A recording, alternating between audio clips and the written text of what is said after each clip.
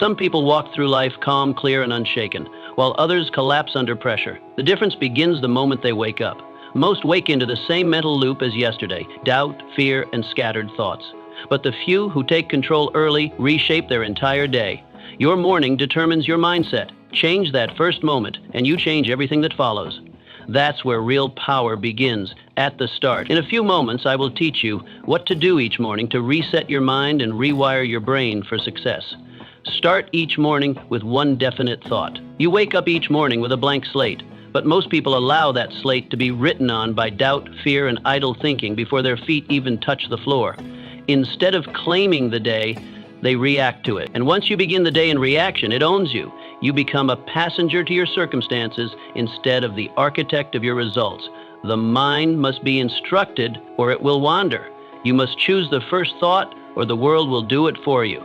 That's why the first moment of your day must belong to one definite thought, a purpose so strong, so specific, that it pulls your entire being into alignment. Not a wish, not a vague hope, a clearly formed, emotionally charged, positively affirmed direction. You begin this practice by preparing the night before. Write down the one outcome you desire most for the day ahead. Say it aloud when you rise. Fix it in your mind before the world speaks. Your mind, like a plow, digs in the direction of your dominant thoughts. What you plant in the morning, you harvest at night. Now picture this. You wake with clarity. Before speaking to anyone, you speak to your dream. You rise with your jaw set, your chest lifted, your eyes focused. The world sees a man or woman on a mission. And because you believe your day is yours, others begin to believe it too. So let me ask you, what is your first thought in the morning? Is it built by design or dictated by default? Does it steer your course or scatter your focus? Choose it carefully, because that one thought can rewrite your entire destiny. Review your purpose before you touch the world, before you open the door, before you shake a hand, before you even eat breakfast. You must return to your reason. The world pulls you in 1,000 directions. If you don't remind yourself of your center, you'll be torn apart by distractions, obligations, and other people's urgency. Purpose isn't something you discover once. It's something you commit to daily. You have to sit with it, speak to it, and carry it with you like a compass. And morning is the sacred hour to do this, while the world is still quiet and your mind hasn't yet been invaded by noise. Sit down, close your eyes. Ask yourself one question: what am I building and why does it matter? Then listen. The answer may not be loud, but it will be clear, and that answer will guide you. Now picture this. A man walks through the day without revisiting his purpose.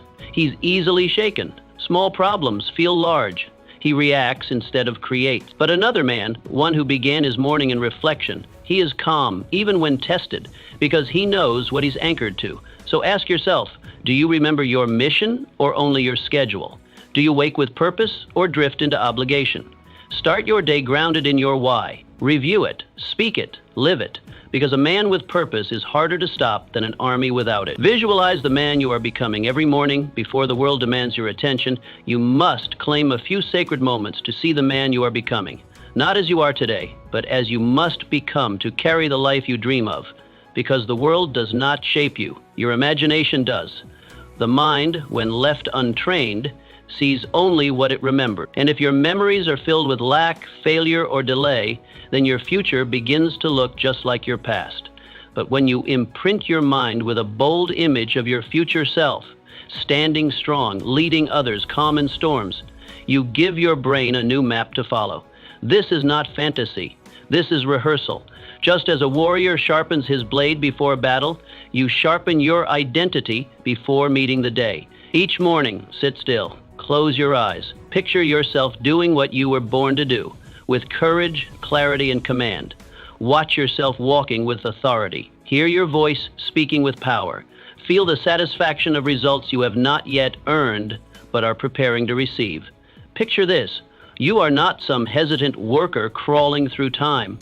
You are the sculptor, and each act you perform today is the chisel in your hand. What form are you creating? What image will your life reflect? Let me ask you this. Have you trained your eyes to look forward, or are they stuck in yesterday's fog? Have you seen the man you are meant to become, or are you still negotiating with who you were?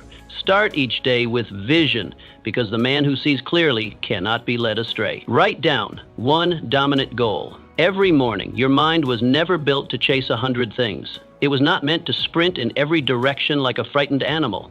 It was built to focus, to lock on, to take one clear target and pour everything into it until it bends or breaks. But in the modern world, we fool ourselves. We believe multitasking is power, that keeping 10 tabs open in the mind is efficiency. But it's not. It's self-sabotage disguised as ambition. Because the man who tries to pursue everything ends up catching nothing. Look closely at the people who get things done, who change their lives, who build, conquer, achieve. They all do one thing that the average man skips. They write their goal. Not just know it, not just think about it, but write it, because writing is a declaration of war. It is the moment you stop fantasizing and start commanding. A written goal becomes a promise, a signal to your brain, this is not optional. This is what we're doing today. You might say, but I already know my goal in my head. That's not enough. The mind is a slippery place. Goals float, they shift. They drown beneath distractions and lose form. But when your hand moves the pen, when your eyes see the ink, now the goal becomes real, concrete, visible. It leaves the cloudy territory of thought and takes shape in the material world. It becomes something you can't ignore.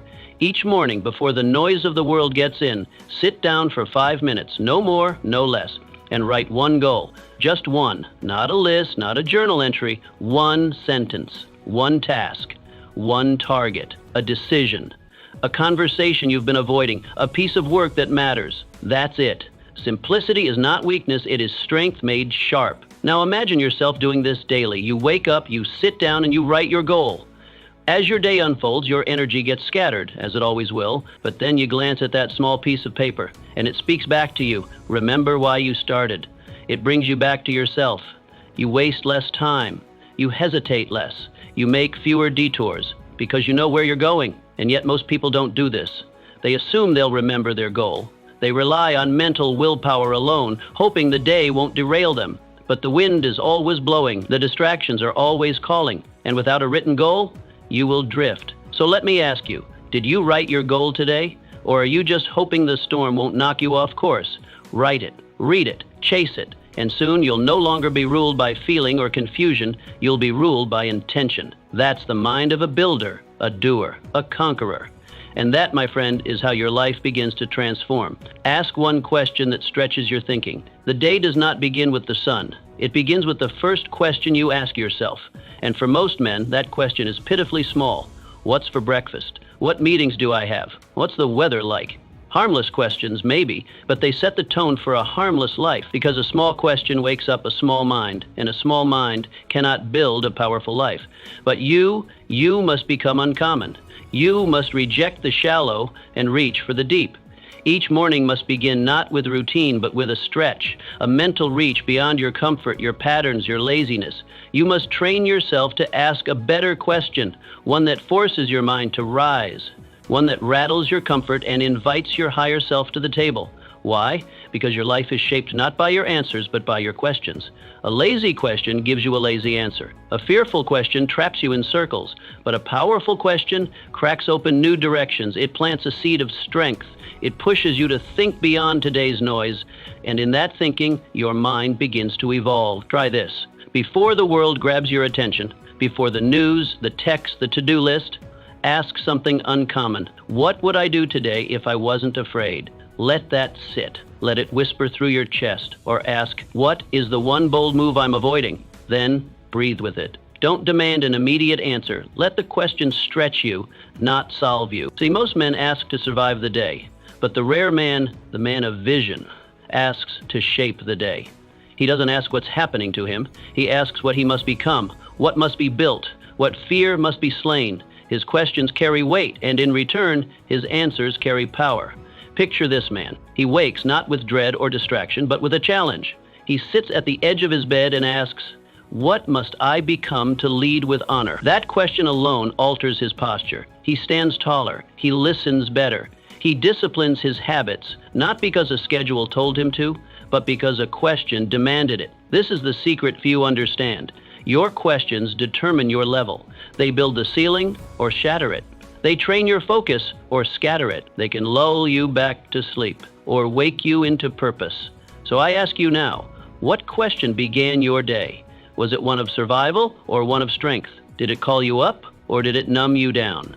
Write a new question, one that dares, one that stings, one that stretches. Ask it tomorrow. Ask it the next day. Let it haunt and guide you, because the mind that asks great questions is the mind that climbs. And the man who climbs sees the world the average man never will. Do one hard thing before the day begins. Comfort never announces its arrival with fanfare. It does not storm the gates or ring alarms. No, it seeps in quietly, gently, like a warm blanket pulled over your ambition. It whispers to you in soft tones. Take it easy, you've earned it, just a little more rest. And so, day after day, comfort seduces you into delay, into softness, into the slow decay of your own potential. Not through violence, through ease. That is why it is so dangerous, because it feels good, but it steals everything. This is why the morning is sacred. It is the battleground where you declare who is in control, your mind or your mood. And the man who wants to build a life of strength, purpose, and power must choose discomfort before discomfort chooses him. He must say, I will hurt by choice or I will suffer by chance. That is the law. Because you cannot escape pain in this life, but you can choose its form. Will it be the sharp pain of discipline or the slow rot of regret? So every morning, before the world enters your space, before you eat, before you sit in comfort, do one hard thing, not because someone told you to, not to prove it to the world, but to prove it to yourself. This one act, done in silence, without applause, is your private rebellion against weakness. Cold water, a steep run, a brutal truth spoken aloud, a conversation you've delayed. 100 push-ups before your coffee. Doesn't matter what it is. What matters is that it hurts, just a little. Enough to say, I am alive, I am not ruled by comfort, I am in command. And what does this do to the brain? It rewires it. It tells the nervous system, I don't need to feel perfect to act with power. It tells the subconscious, I lead, I act, I dominate. You train yourself to move first, before motivation, before permission, before circumstances are ideal. And when you do this day after day, something changes inside you. A steel spine begins to grow. A voice begins to rise. Not the loud voice of ego, but the quiet voice of discipline. The voice that says, no matter what comes today, I've already won. Picture two men. They both rise at the same hour. The first stretches, lets the warmth of the sheets linger a little longer. He eases into his day, hoping it won't be too hard. The second, he rises like a soldier. He plunges into cold water. He trains. He faces what he fears. He chooses pain before life can throw it at him. His body may ache, but his eyes are alive. His energy is not reactive, it is directive. The world begins to sense him. People move aside. Circumstances begin to bend, not because of luck, but because of posture. That is the difference. That is the price of power. So now I ask you, what have you done this morning that made you stronger? What have you faced that forced your mind to bow to your will? Or did you let comfort decide again? Discipline is not a mood. It is not an event. It is a ritual. And it begins with the decision to hurt a little every morning, to do what is hard, before the day demands it. Because the man who starts his day in command of himself does not need the world's permission to win. Do one hard thing daily, and soon the world will no longer test you. It will respect you. Eliminate one excuse before it speaks. Excuses are not loud intruders. They don't kick down your door or shout their presence. They arrive gently, disguised in reasonable tones, dressed in the language of logic. That's what makes them dangerous. They feel right. They feel justified. But if you allow them to speak unchecked, they'll quietly dictate the rhythm of your day. That's why the first battle you must fight every morning is not against fatigue or circumstance, it's against your excuse. Before you eat, before you speak, before the world even knows you're awake, you must eliminate one excuse.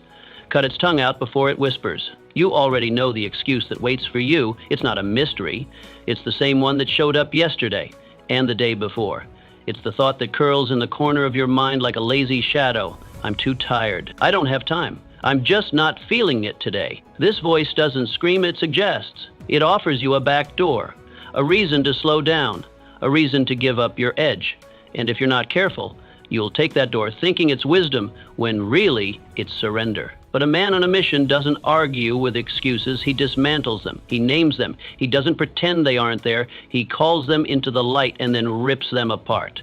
That's where power begins, with brutal honesty, because a man who tolerates even one excuse has made an agreement with weakness, and you cannot sign peace treaties with what wants to destroy your purpose. So here's the practice. Each morning, sit with your journal, no noise, and write down the exact excuse that will try to stop you today, not in vague terms, but clearly. If your excuse is, I didn't sleep well, write it. If it's, I'm too overwhelmed to start, write it, and then write its opposite. Write the truth you choose to believe. If the excuse says, I don't have the energy, then you write, I gain energy by moving, by pushing, by starting before the world wakes. You are not just journaling, you are rewiring.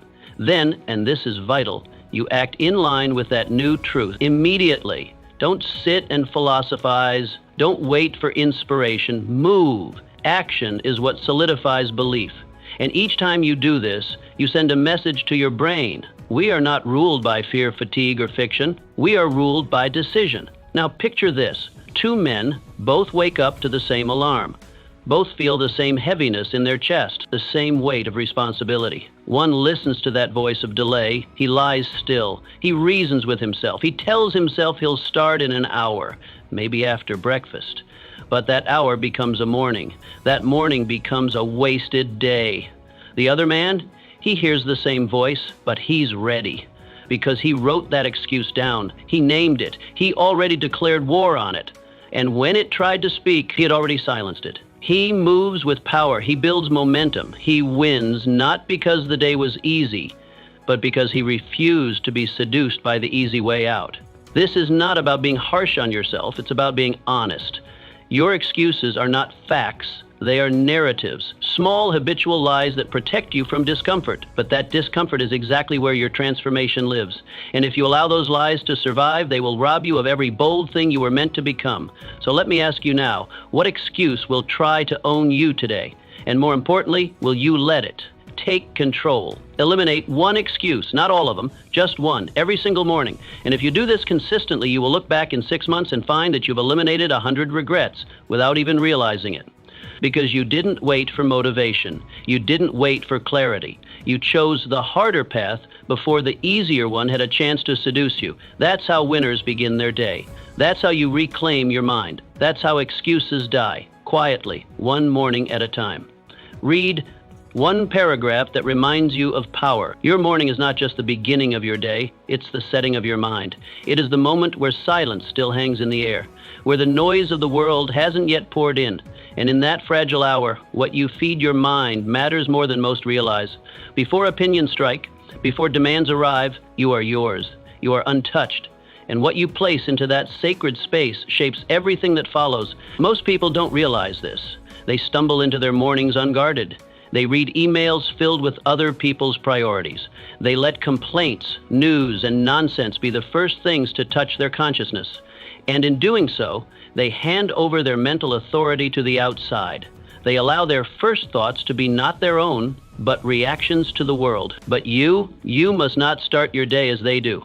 You must treat the mind like firewood in the cold. It must be sparked early. Not with volume, not with 10 chapters or endless affirmations, just one paragraph, one truth, one powerful arrangement of words that reminds you who you are and what you are capable of. Because words are not decorations. They are not entertainment. Words are tools. Words are weapons. And if you use them right, they can cut through confusion, lift you from despair, and forge clarity where there was only fog. That is why you don't need much. Just one paragraph of depth, of strength, of fire. That is enough to burn away the softness of sleep and summon the steel of discipline. It's not about how much you read, it's about what you feel from what you read. One line, if true and personal and potent, can stay with you for hours. It can travel with you into conflict, into doubt, into decision. It becomes your ally, your armor, and it does not fade like noise. It lives like a quiet pulse behind your thoughts. So what should you read? Anything that reminds you of your own greatness. Anything that shakes you from laziness and lifts you toward mastery. A passage from a warrior's biography. A sentence from a sacred text. A handwritten promise to your future self. A quote that rattles your fear. The source doesn't matter as much as the feeling it gives you. The words must not flatter you. They must call you up. They must not comfort you. They must ignite you. Keep this paragraph somewhere sacred. in your journal, on your wall. Return to it every morning as if it holds a secret written just for you. Read it slowly, not like a task, but like a ritual. Let it enter your chest, not just your mind. Let it breathe fire into your limbs. Let it pull your spine upright before you even move. Now imagine this. Two men face the same day. He sees what others are doing. He begins his day reacting. The other? He opens a small, worn journal. Inside is one sentence he wrote a month ago. Today, I move like a man with purpose. He reads it. He lets it settle in. He breathes with it. And suddenly, he moves differently. His posture changes. His presence sharpens. That one sentence has made him dangerous in the best way. This is not fantasy. This is training. Mental training. Spiritual conditioning. Because when you begin each day by feeding your mind with strength, the world can no longer feed you weakness. You'll hear their complaints, but not absorb them. You'll face obstacles, but not be ruled by them. You'll face temptation, but stay aligned. Why? Because you already armed yourself with one powerful truth before the war of the day began. So let me ask you, what words shaped your thoughts this morning? Were they yours? Were they intentional? Or did you let the world shout over your spirit before it even had the chance to speak? Do start the day with a powerful sentence. Not as a motivational trick, but as a discipline, as a personal contract with your higher self. Read it, feel it, live it, because one sentence, if believed, can bend the shape of a week. One paragraph, if absorbed, can kill self-doubt before it breathes. And one truth, returned to daily, can shape the foundation of an unshakable life. Don't wait for the world to feed your mind. Feed it yourself, with strength, with fire, with clarity. And let the first words you hear be words that remind you who you truly are. Touch the work you're avoiding. Every morning, without exception, you must touch the work you fear. Not the easy work, not the routine, but that work. The one that hides behind every excuse. The one you keep moving to tomorrow's list. The one that stirs something in your gut the moment you think of it. That task you've been avoiding. That project that once lit a fire in you, but now collects dust. That conversation you need to have, that document you haven't opened, that idea you haven't dared to write down. Not because you need to finish it all today. No, that's not the point. The point is to prove to yourself, to the day, to the fear itself, that it no longer controls you. You touch the work not for completion, but for confrontation. You take the first swing, the first breath, the first step. You break the spell of inaction by reaching into the dark and putting your hands on the thing you fear most, because avoidance is not passive, it is corrosive. Every time you delay what matters, a small part of your confidence erodes. You don't just avoid the task, you train your mind to believe it's too hard, too big, too overwhelming. You build a wall between who you are and who you could be. And brick by brick, delay becomes identity. I'll get to it later becomes maybe I was never meant to. But it's a lie. And the only way to tear it down is to begin. Here's the truth. The longer you wait, the stronger the fear becomes. The more you tiptoe around the task, the more power it gathers. It becomes a shadow that follows you throughout the day, whispering in moments of stillness, tightening your chest in the quiet. But the very instant you touch the work, you take back power. You puncture the illusion. You send a message to your brain that you are in command. You don't have to finish the task, you just have to begin it. Open the file, write the first sentence, make the first call. Sit down in front of the work, not as a slave to it, but as a master over it. 5 minutes of contact can dismantle 5 days of delay.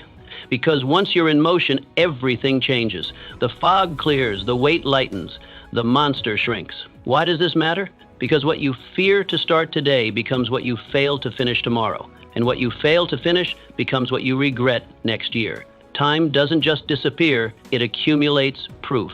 Proof that you didn't act. Proof that you played small. And with every missed day, the distance between your current self and your future potential grows wider. Courage is not something you wait for. It doesn't fall into your lap. It doesn't arrive when the timing is perfect. Courage grows by doing. You don't feel brave and then act. You act, and the feeling of bravery follows like a shadow.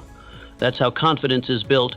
That's how mastery begins. Not by waiting, by touching the work while your hands still tremble. So each morning, before the world distracts you, ask yourself one simple question. What have I been putting off that matters most? What piece of work, if done, would change something, move something, heal something? then go to it. Even if it's just to look at it, even if it's just to organize it, even if it's just to write one line. Begin. Now, imagine two men.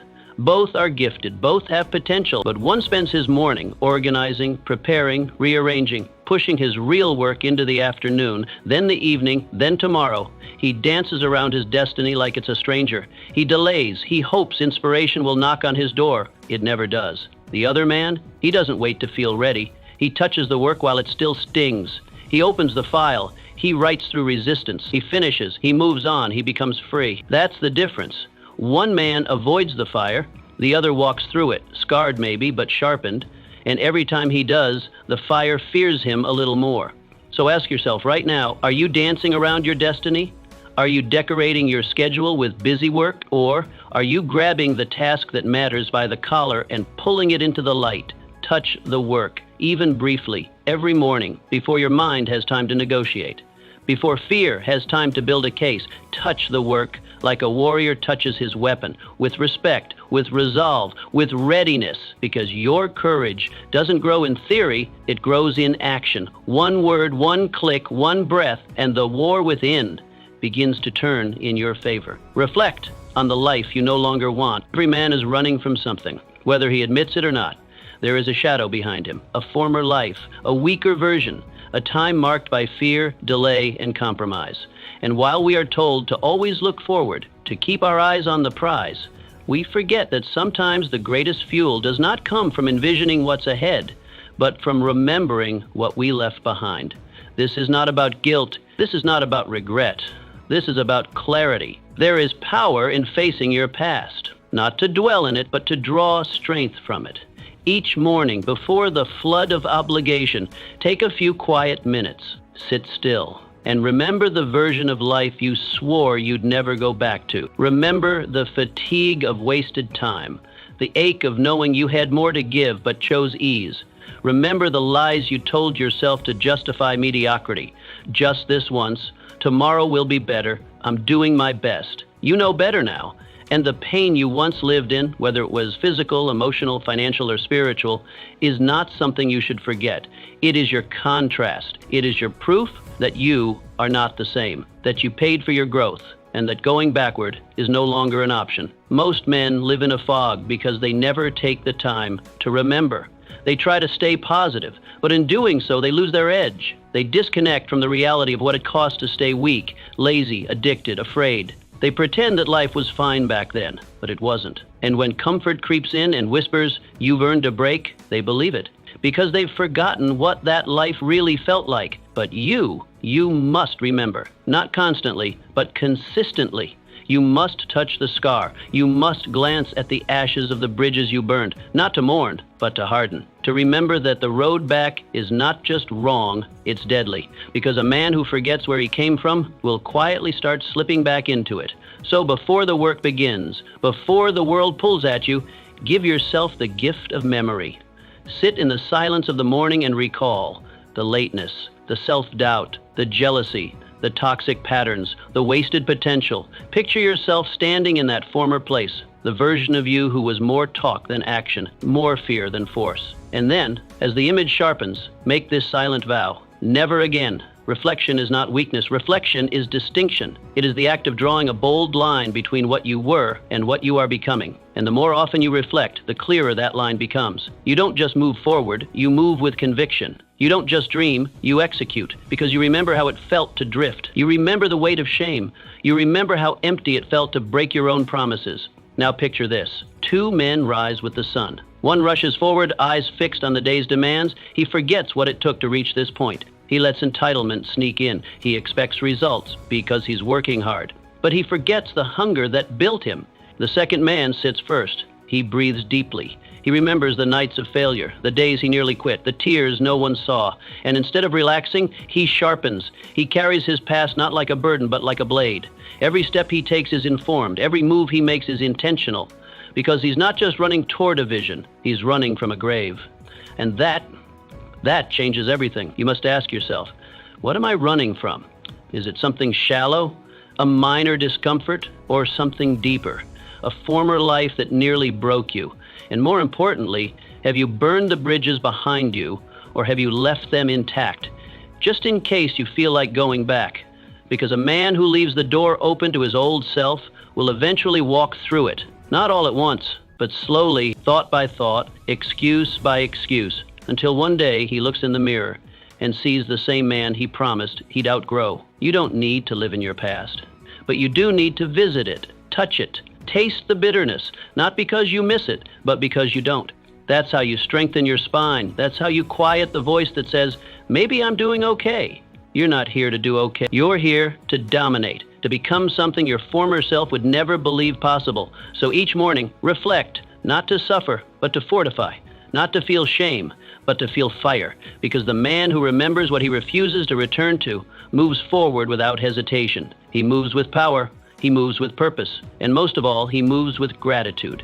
Grateful he's no longer stuck. Grateful he clawed his way out. Grateful that he never gave up when everything inside him said, turn back. Look back, not to stay, but to run faster. Because when you remember what it cost to stay weak, you'll never again confuse rest with regression. You'll move like a man with something to prove, not to others, but to himself. And that, more than anything, is what separates the average from the unstoppable. Thank the struggle before it begins. Most men curse difficulty. They groan when things don't go their way. They see struggle as a sign that life is unfair, that something is broken, that maybe they should turn back. They pray for ease, for smooth roads, for sunny skies and gentle winds. But the truth is, ease doesn't shape you. Comfort doesn't sculpt courage, and calm days do not carve out giants. If you want to become more than the man you are today, you must begin by shifting your perspective. You must stop resenting the struggle and start thanking it. Each morning, before the tests come, before the setbacks arrive, say this word with conviction: thank you. Not for what is simple, not for what goes your way, but for what will stretch you, for what will push you, bruise you, slow you down. Thank life in advance for the delay, the confusion, the unexpected obstacle, because these things are not enemies, they are instructors. They are not curses, they are classrooms. This is not weakness speaking. This is not passive acceptance. This is power. Gratitude, when practiced with intention, is not soft. It is steel. It says, I will not wait for life to be easy. I will be ready for it to be hard. That kind of attitude shifts you from a passenger into a warrior. It makes you a participant in your growth, not a victim of your circumstances. You don't sit around hoping the day goes your way. You train yourself to win, no matter how the day unfolds. So tomorrow morning, when you rise, before the noise of the world reaches you, look into the mirror and say, whatever test comes today, I welcome it. Say it aloud. Say it with your chest. Say it not because you enjoy pain, but because you know what pain produces.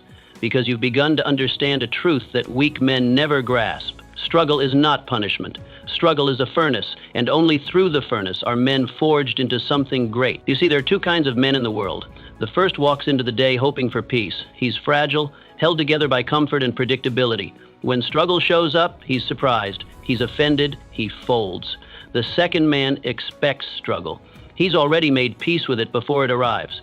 And when the trial finally comes, when something breaks, when the door closes, when the delay hits, he doesn't flinch. He smiles because he knows this is the moment that makes me better. That smile, that's the real victory. That's what carries him through. And this kind of strength doesn't come from wishing, it comes from framing, from beginning each day with gratitude, not just for what feels good, but for what will grow you. Gratitude turns pain into power. It rewrites the narrative. It says, this didn't happen to me. It happened for me. And now I will respond like a man who is ready. Think of the strongest people history remembers. They were not shaped in peace. They were carved by storms. They faced setbacks, failures, betrayals, and wounds that would have broken the average man. But they didn't curse the storm. They thanked it because it stripped away their weakness. It revealed their resolve. It introduced them to their real self, the version buried underneath layers of comfort, fear, and illusion. So I ask you now, are you resisting struggle? Are you waking up hoping nothing goes wrong? Or are you inviting the challenge because you know it's the path to something greater? Are you asking for less, or are you becoming more? The man who thanks the struggle is untouchable. He cannot be broken because he doesn't fear pressure. He doesn't crumble when the day is hard. He doesn't need perfect conditions to show up powerfully. His posture doesn't come from things going his way. It comes from a mindset that says, even when it's hard, I get better. And this isn't theory, this is practice. This is a discipline. It starts in the first few minutes of the day. When you decide what kind of man you're going to be, will you whine when discomfort arrives? Will you delay your growth waiting for life to feel right? Or will you thank the very thing most people run from? Wake up with fire in your eyes. Look at the coming day, not with fear, but with focus. Say aloud, whatever pain shows up, whatever resistance I meet, whatever curveball life throws, I thank it, because I don't grow by avoiding it, I grow by facing it. This declaration rewires your nervous system. It calms the panic, it eliminates the shock.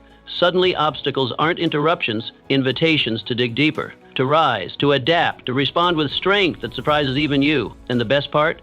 The more you thank the struggle, the more momentum you build. Confidence doesn't come from wins alone. It comes from knowing you can endure, that no matter what the day brings, you show up ready.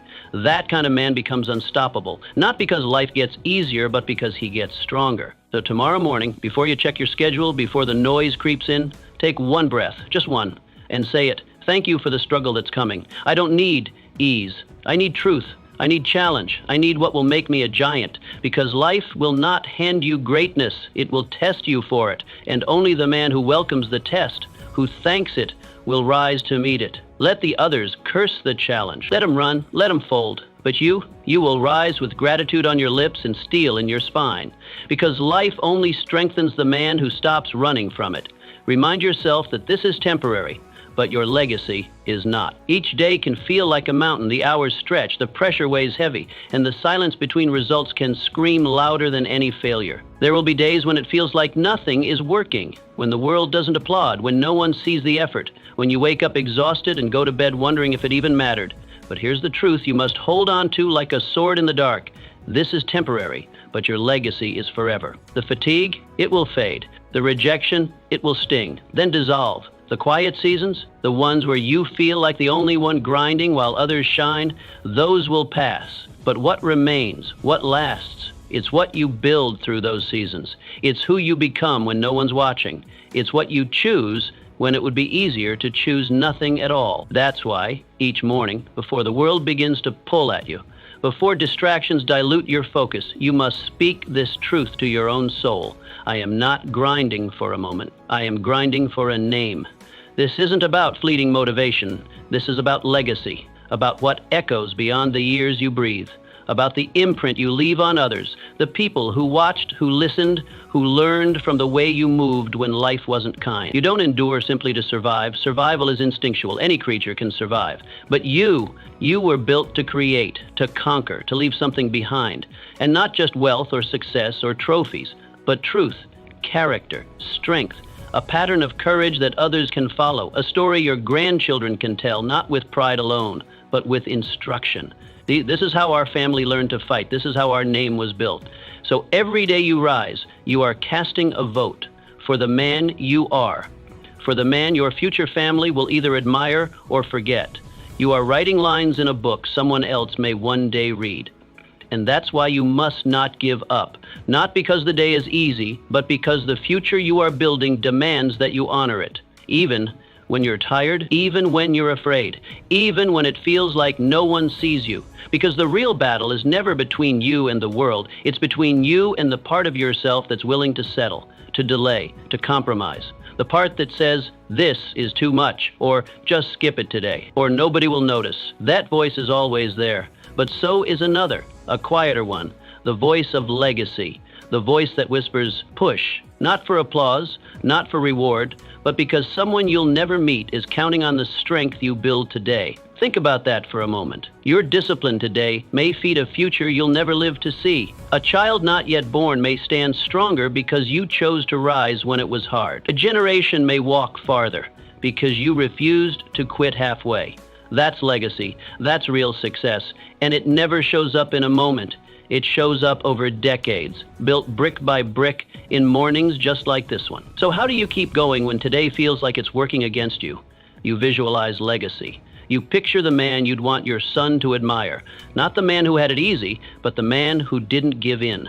You imagine your grandchildren hearing about your story, not just your accomplishments, but your consistency, your integrity, the way you kept showing up. That image must become your fuel, because when motivation fails, and it will, only meaning remains. And meaning is born from vision, from asking, what do I want my life to stand for? But in the quiet hearts of the people who watched me live, in the children who heard about my sacrifices, in the friends who witnessed me keep my word, in the enemies who couldn't deny my discipline, that's the story that matters.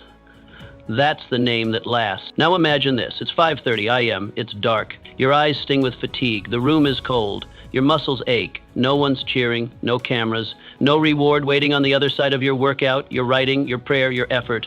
Just silence, just resistance. But you whisper, this will pass. But my name will remain. And then you act, not because it feels good, but because you remember why you began. You keep going. Not for the dopamine rush, not for the pat on the back, but because you've chosen to build something eternal, not made of comfort, but of conviction. So, I'll ask you right now, without ceremony, are you living for the moment or for the mark you'll leave? Are your days consumed by short-term pleasure, short-term validation, short-term comfort? Or are you stacking bricks that will one day build a legacy, one worthy of pride, one that outlives you, one that someone else can build upon?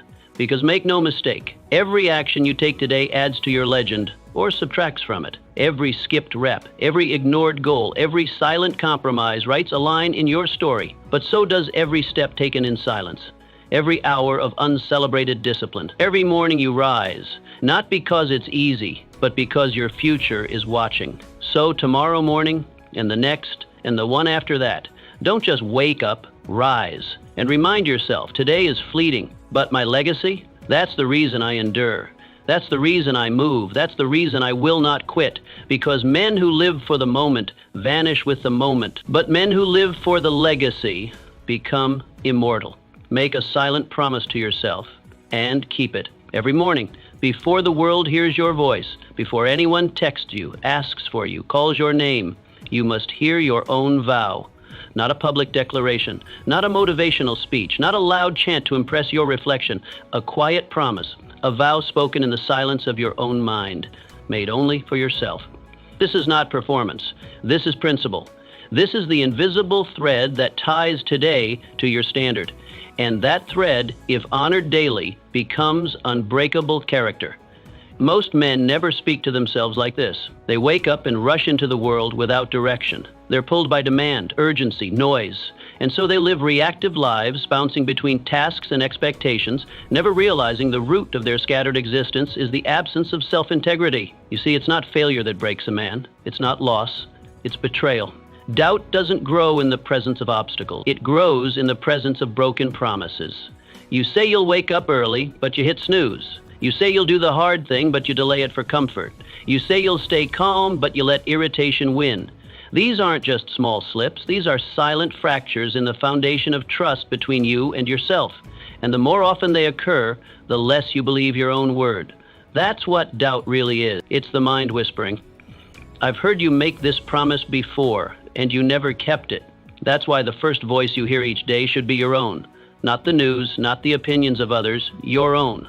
And not the voice of weakness, not the excuse-making version of you, but the voice of the man you are building, the man who leads, the man who honors the hard path, the man who follows through. Speak to yourself before the day speaks to you. Make a vow. Maybe it's small. Today I will finish what I start. Or maybe it's aggressive.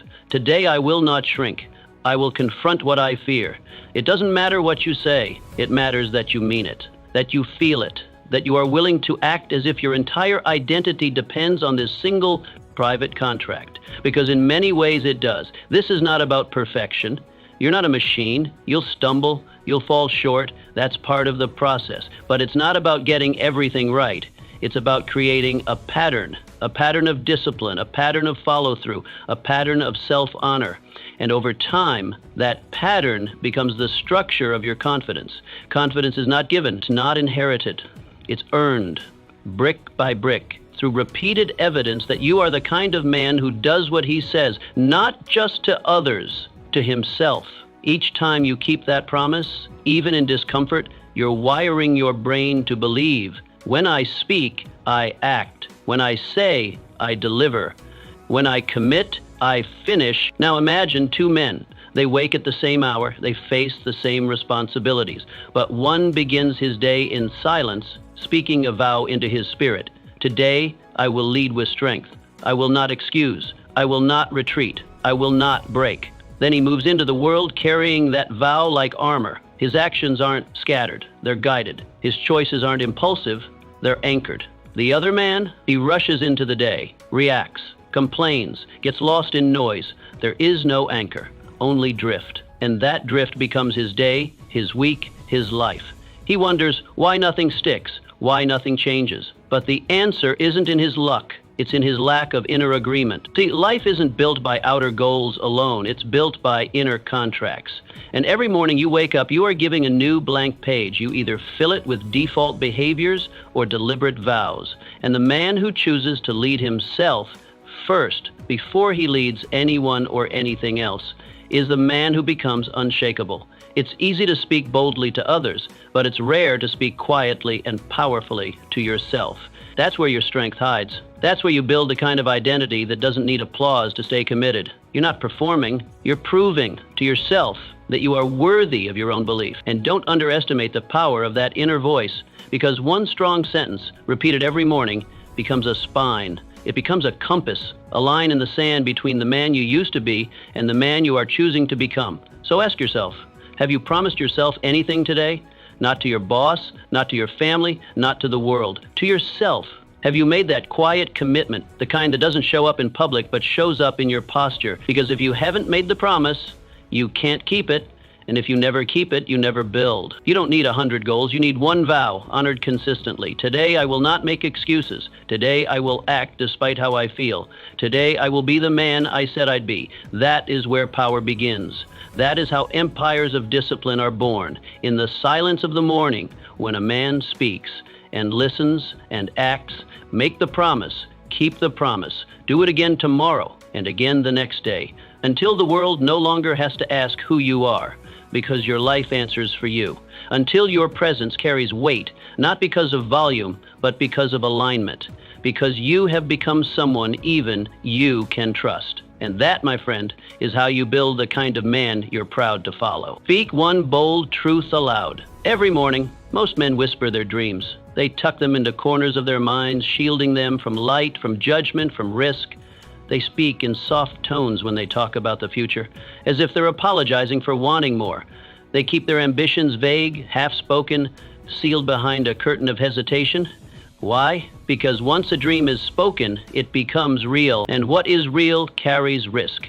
What is real demands action, exposure, and commitment. And for many, that reality is too heavy to hold. But you are not here to play it safe.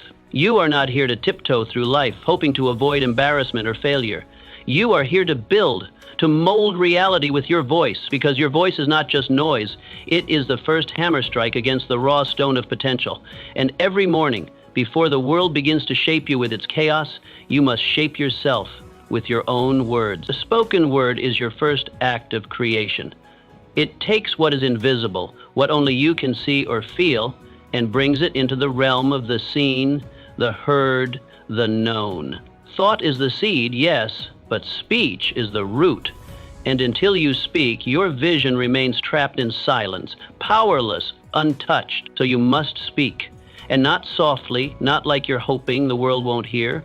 You must declare one bold truth aloud, not a weak affirmation, not a sugar-coated phrase repeated without feeling, but a truth, a line of strength drawn in the dirt that says, this is who I am, this is what I'm building, this is the man I've decided to become. Say it with force, with clarity, with conviction. Say it like law, because that's what it is. It's the law of your intention, the decree of your spirit, the moment when thought becomes command. And when your ears hear your own voice stand for something real, something weighty, something unchangeable, you begin to believe, not passively, but actively. Belief becomes bone. Resolve becomes breath. Why do you think kings had heralds? Why do you think generals speak before a charge? Because words are not decoration, they are ignition. The ancient world knew this. Builders spoke to their stones. Farmers spoke to their fields. Warriors spoke to their swords, not for magic, but for alignment. because when the inner world and the outer voice unite, momentum begins. That's why every morning you must go somewhere private, not to perform, not to impress, but to build yourself. Go where there's no one else to distract or distort. Stand up straight, look forward, plant your feet like a man who commands territory. Then speak. Speak as if you are issuing orders to your own destiny, because that's exactly what you're doing. Maybe it's a sentence, one line, one truth that cuts through the fog. I am a man of action. I do not quit. This year, I dominate. I will build something no one can take from me. Whatever it is, say it like it's final. No stammering, no conditions, no I hope, only this is what is. Picture it. A farmer speaks to his land before he plants. This season, you will feed my family. His words don't till the soil, but they prepare the man. A general stands before his soldiers and says, today we fight for honor. His words don't stop the bullets, but they ignite the heart. A craftsman touches the stone and says, from this, I will carve legacy. The chisel hasn't even struck yet, but the intention has. And you must speak to your soul before the battle of the day begins. Because this world is a battleground. Not in the dramatic theatrical sense, but in the quiet resistance it offers to every form of greatness. The moment you step into the world, the battle begins. Distraction, doubt, delay, temptation. It's all coming for you. But your words, your morning declaration, are your armor. They are your war cry. And a man with a war cry cannot be easily swayed. So I ask you, sincerely and with urgency, have you declared your intention today? Have you claimed your ground? Or did you wake up and shuffle through your routines like a man asleep in his own life? You see, it's not enough to have vision. Vision without declaration is just a dream. Dreams rot in silence. But declarations, they command action. They change how you walk, how you think, how you move. They transform mornings from moments of grogginess to moments of mobilization. And no one else needs to hear them. This is not for your friends. This is for the man you see when the lights are off and the crowd is gone. This is for you and the world you're building with your bare hands. Say it aloud. Let your voice echo in your own chest. Let it bounce off the walls like a hammer calling your purpose to attention. Let your words become the bricks you lay at your own feet, one by one, day by day, until you stand on top of something unshakable. Because that's what you're doing, whether you realize it or not. Your words are building your world. Every morning you are either speaking strength or surrender, certainty or hesitation, clarity or confusion. And whichever one you choose will lead your day. So speak and make it strong. Speak with the tone of a man who believes the ground he stands on belongs to him. Speak with the certainty of a man who has burned the bridges behind him and has no choice but to conquer forward. Speak with the edge of a man who knows he has work to do and will not be denied. Your words are not just breath, they are blueprints. And the man who speaks with intention each morning does not drift, he builds. Day by day, brick by brick, sentence by sentence, until the dream is no longer hidden, until the world echoes back what you first had the courage to say aloud. Take one silent walk with purpose. You must return to this forgotten power. Before the world begins to grab at your attention, before obligations start shouting your name, you must reclaim a space that once belonged to every great man who lived with purpose. The silent walk. Not for fitness, not for steps, not for performance, but for presence. Each morning, step outside, alone, no conversation, no agenda, just you and your steps. Because your body is not just a vehicle, it's a voice. Your feet do more than carry you, they reveal you. The pace of your stride mirrors the rhythm of your soul. When you walk slowly, thoughtfully, your thoughts have space to unfold. When your pace quickens, it mirrors a mind stirred by fire or tension. But in either case, the movement is not random. It is sacred. It is dialogue with yourself. We have forgotten how to walk like this. We rush, we jog with music in our ears and podcasts in our heads. And so we are constantly consuming, but rarely connecting. But there is a deeper wisdom waiting in the silence, one that only reveals itself when everything else fades away. As you walk, don't try to solve everything. Don't wrestle with your problems like they owe you answers. Let them rise. Let them breathe. Let them stretch and move like clouds drifting across your inner sky. You don't force insight, it arrives, and it often arrives when the body is in gentle motion. That's because walking stirs the mind, but doesn't overwhelm it. It awakens you, but does not drown you. Why does this matter? Because we live in a world obsessed with intensity, with shouting, with doing more, faster, louder. And yet some of the most powerful transformations don't happen through noise, but through motion. Quiet, steady, deliberate motion. Motion is medicine for the mind. It whispers, you are not stuck. You are still capable of movement. And that truth alone can unravel despair. You see, the mind often confuses stillness for stagnation. It makes you believe you're trapped when really you just haven't moved. But once you begin to walk, even if nothing is solved, even if nothing changes immediately, something inside shifts. It's subtle, it's ancient. It says, we're still here, we're still capable, let's begin again.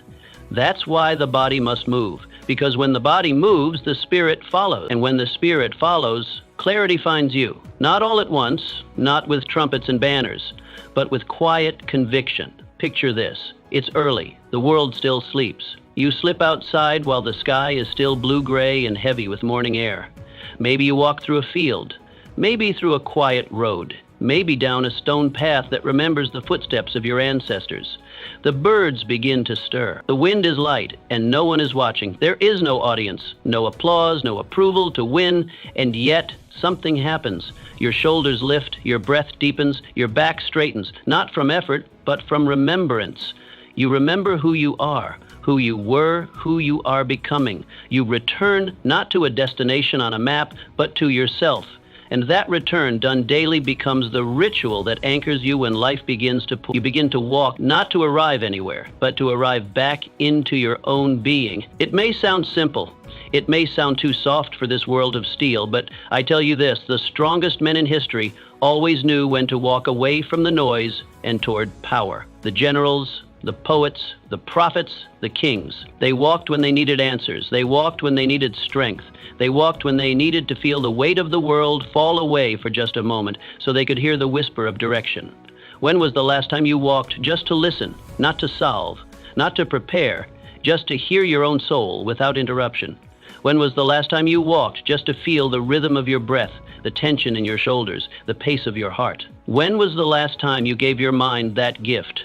A moment of space, of solitude, of sacred distance from the noise.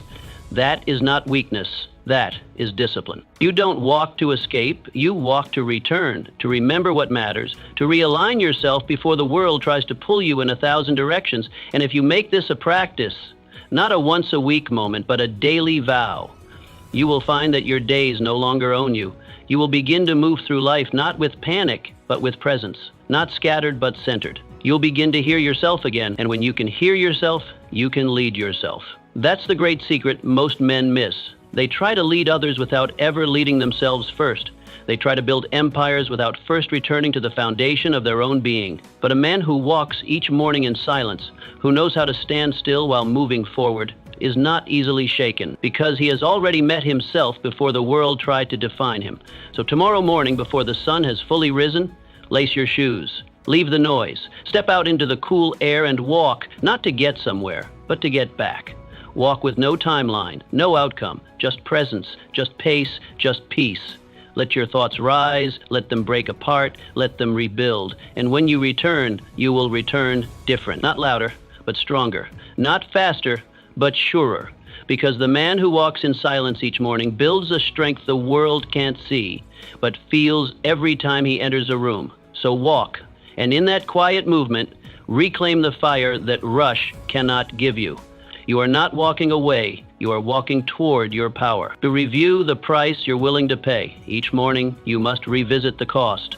Because every dream, every ambition, every future worth chasing demands payment. And not just once, not just in the beginning, but every single day. This is the part most men forget.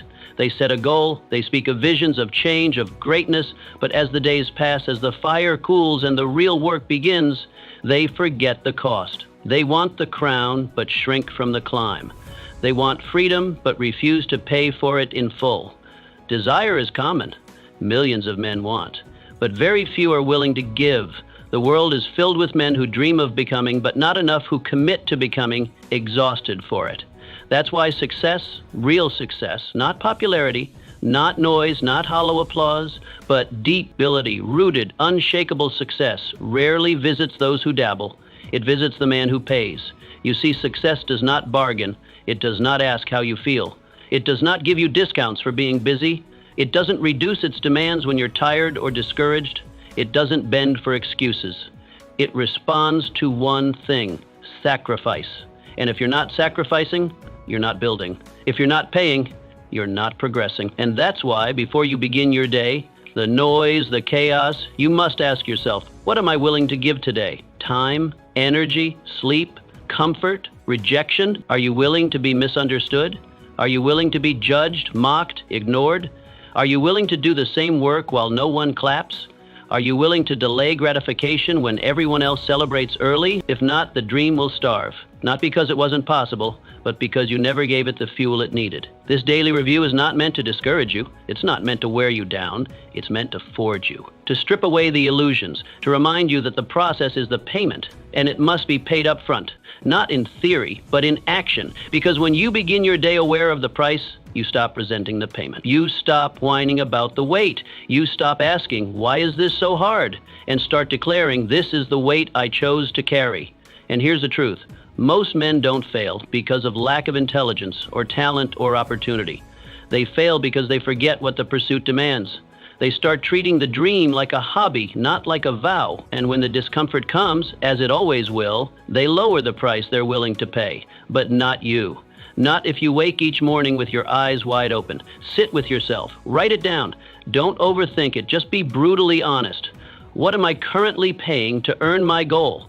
Are you sacrificing time, or are you squeezing your dream into leftover hours? Are you sacrificing comfort, or do you retreat at the first sign of resistance? Are you enduring rejection, or are you hiding behind the fear of disapproval? Is it enough? And if the answer is no, then raise the offering, because the man who gives more gets more. Life is not blind. It watches, it waits, and it rewards the man who gives first and complains last. Imagine two men. They sit in the same room. They speak of freedom, of purpose, of building a life that matters. Both nod their heads. Both say the words. But then the morning comes. One gives only what's convenient. He works when it feels good. He sacrifices when it's easy. The other?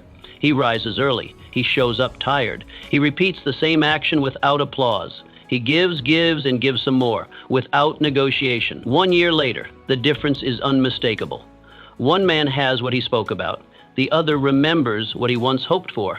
And it's not the dream that failed, it's the price that was never paid. You see, feeling ready is a luxury. Waiting for motivation is a myth. The world gives its rewards to the man who acts while trembling, who continues when no one is watching, who bleeds for what he believes in. The man who doesn't wait to feel capable but acts anyway because he said he would. That is what it means to carry the cost. So I ask you now, what are you giving that proves you want this life? Not what you're wishing, not what you're saying. What are you giving? What price have you placed on your dream? Is it a token, a gesture, a little effort to keep the guilt away?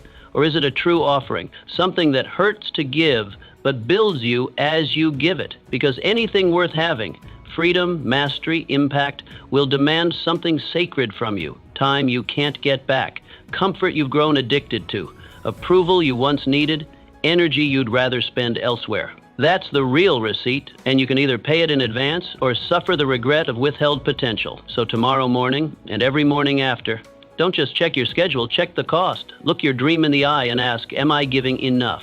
And if the answer makes you uncomfortable, double down, give more, wake earlier, stay longer, risk more, stretch farther, because your future does not care how noble your intentions were. It only knows what you gave.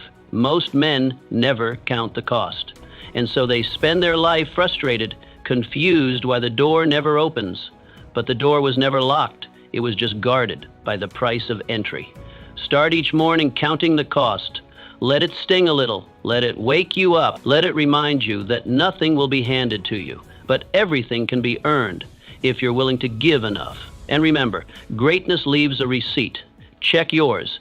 And if it's not enough, pay again. Recall one failure without shame. You cannot grow if you're afraid to look back. And yet you cannot live back there either. Growth is not found in denial. It's found in the tension between memory and movement. The future demands your focus, yes, but the past demands your honesty. That's the paradox of progress. You must remember without remaining. You must revisit without reliving. And the only way to move forward with wisdom is to occasionally look back with clarity, not shame. Most men don't do this. Most men run from their failures like fugitives, hoping that if they run fast enough, the memories won't catch them. They bury mistakes beneath distractions. They coat regret with pride. They speak of lessons but refuse to open the pages of their own painful history. But time doesn't erase what hasn't been faced. The mistake you refuse to review is the mistake you are destined to repeat. This is the secret. Buried lessons become repeated mistakes. And if you want to walk a path that does not circle back into old patterns, you must become the kind of man who can stare into the rearview mirror, not to punish himself, but to sharpen himself. You must dig up the moment you fell short. You must re-enter the battlefield of your past, not with guilt, but with the eyes of a general studying terrain. You must say, "This taught me more than success ever could." But when? When should you do this work? In the morning, because the morning is when your mind is open, before the world fogs it with noise. It's when you set the tone, the temperature, the terms of the day. It's when you choose what to remember, what to believe, and how to act. And if you choose to face your failures early, you rob them of their power to chase you throughout the day. You meet them on your terms. You strip them of shame and replace it with strategy. You say, "I know you. I've seen you. You no longer control me." You must understand this. Failure will either haunt you or fuel you, and that decision begins before breakfast. So how do you do it? You sit in stillness. You reach back into the file of your memory, not to dwell, but to dissect. You don't relive the failure, you study it. You become the investigator of your own missteps. You find one moment, maybe it was last week, maybe 10 years ago, the words you didn't say, the action you didn't take, the standard you dropped, the compromise that cost you more than you imagined.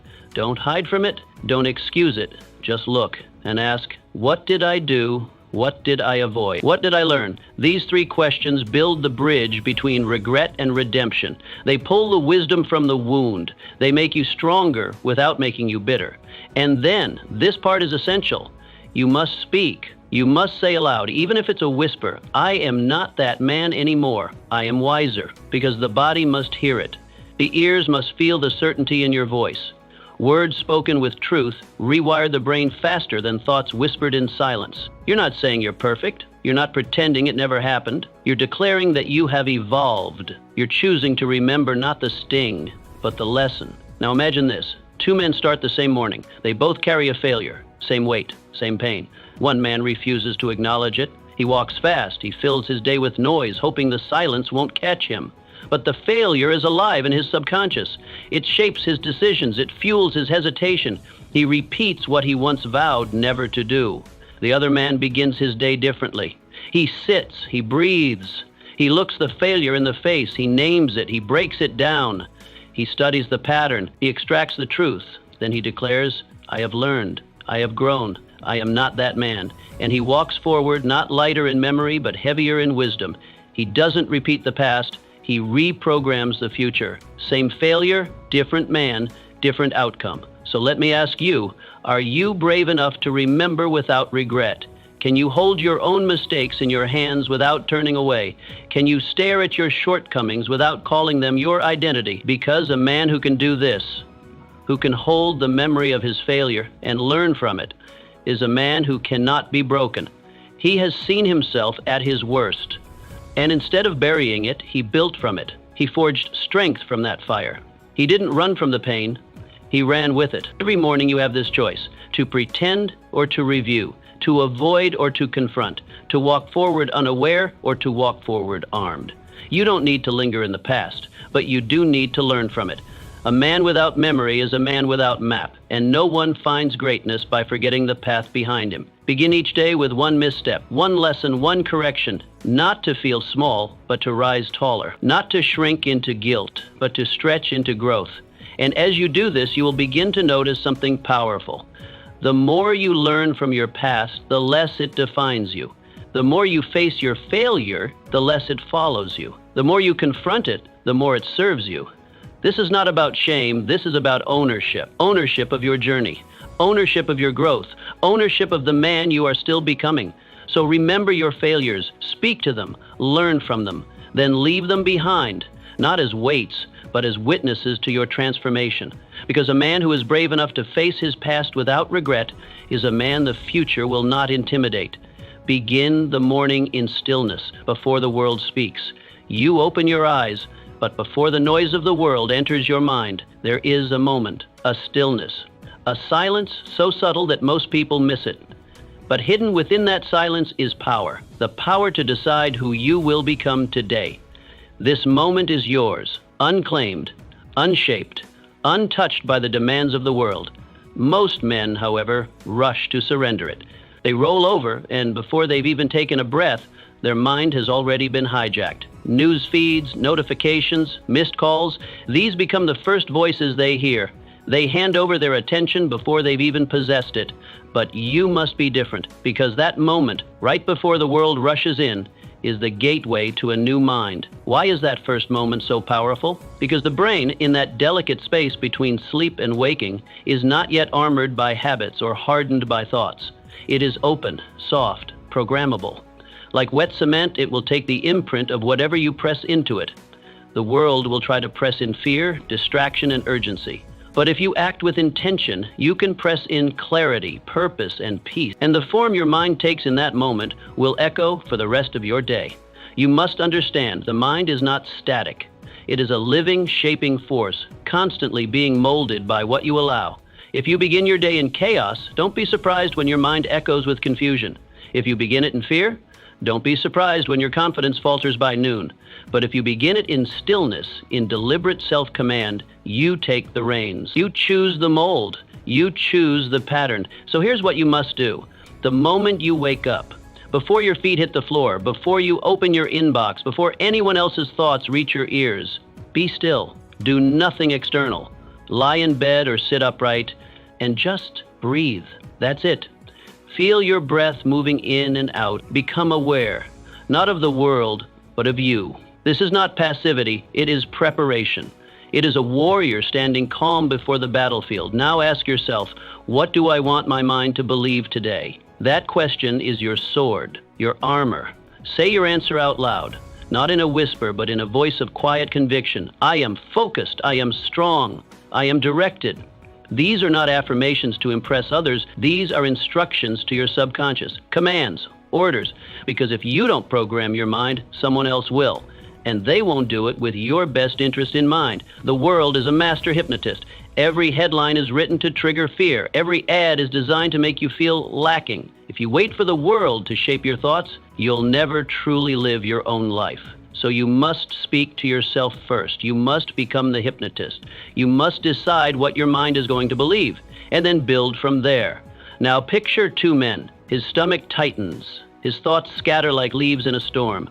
His energy is pulled in 5 directions before he even stands up. He's already behind, and he knows it. Now picture the other man. He wakes up. He doesn't move. He just breathes. Then he says out loud, "Today I lead."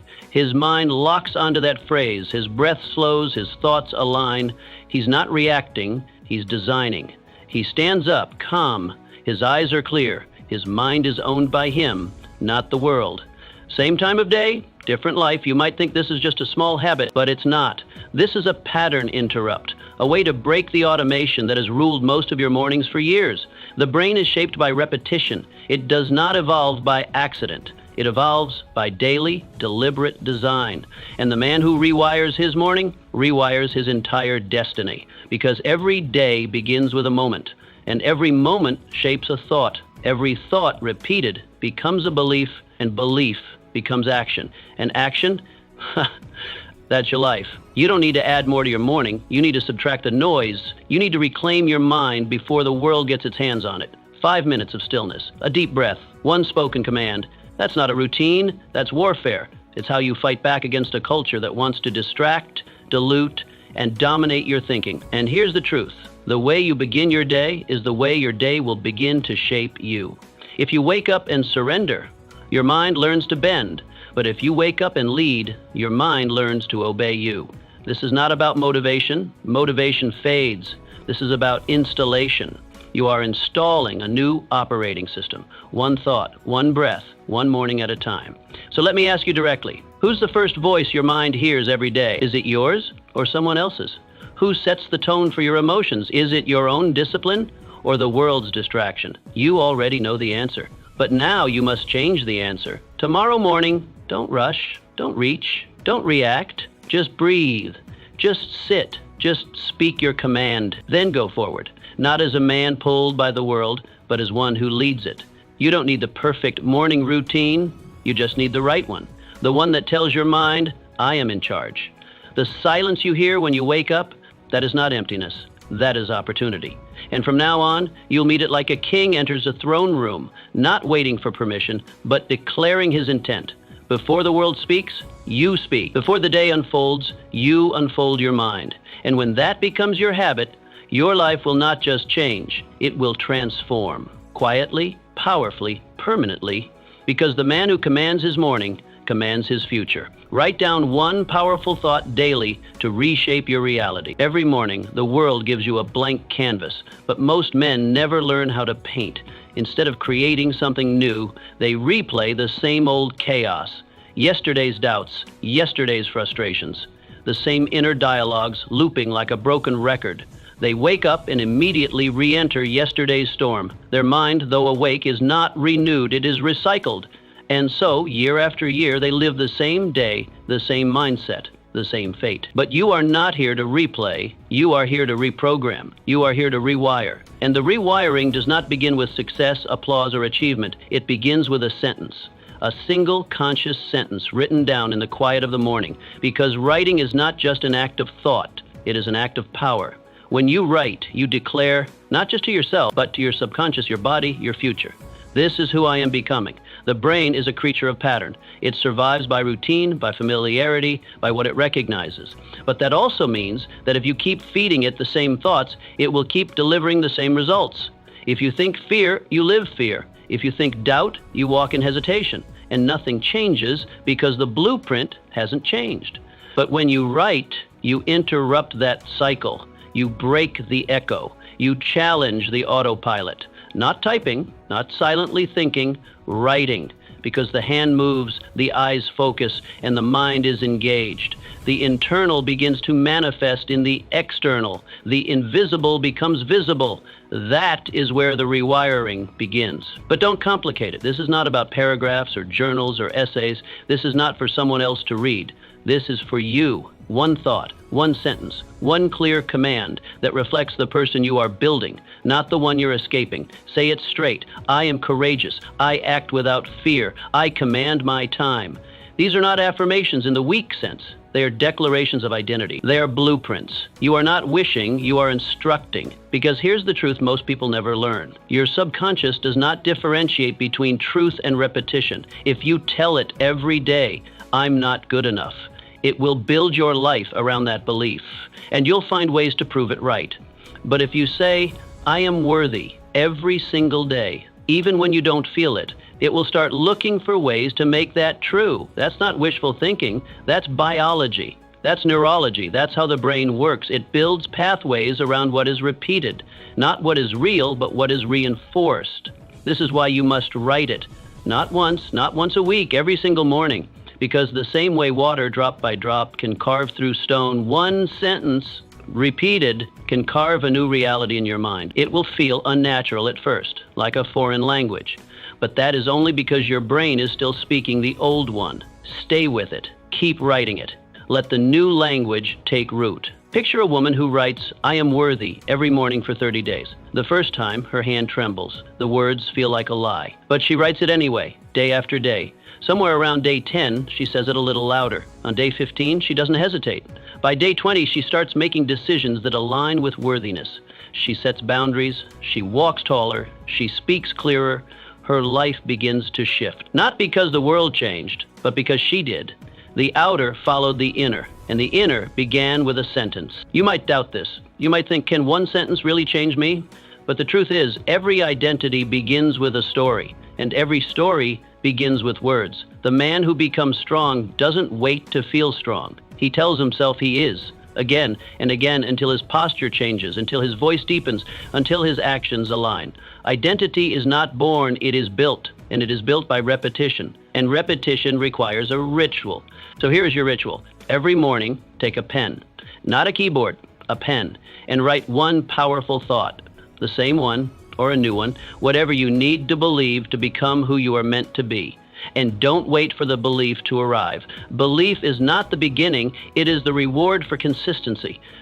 Don't write because you already believe it. Write because you want to believe it, because you must believe it, because you refuse to believe anything less.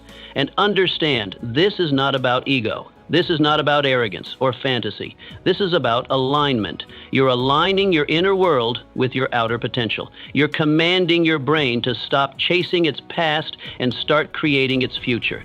Each sentence is a brick, and with enough bricks, you build a fortress, a mind that is no longer shaken by noise or fear or doubt.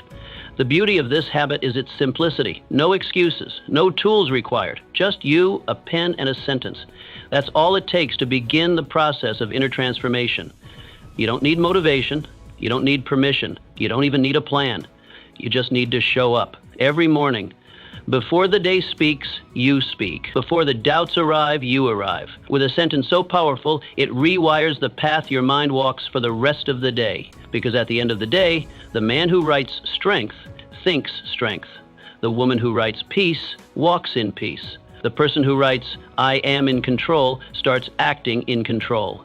You don't need to prove it, you need to practice it.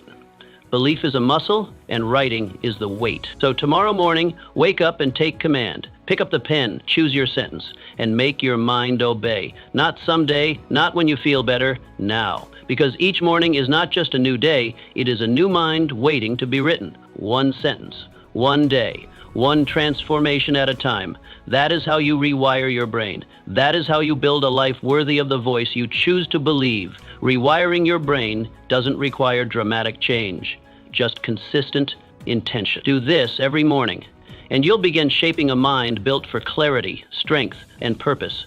The world won't get easier, but you'll become sharper, more focused, more resilient. Start tomorrow. Start with one act that puts you in control, because the life you want begins with the mind you build, and the mind you build begins each morning. Own that moment, and you'll own everything that follows.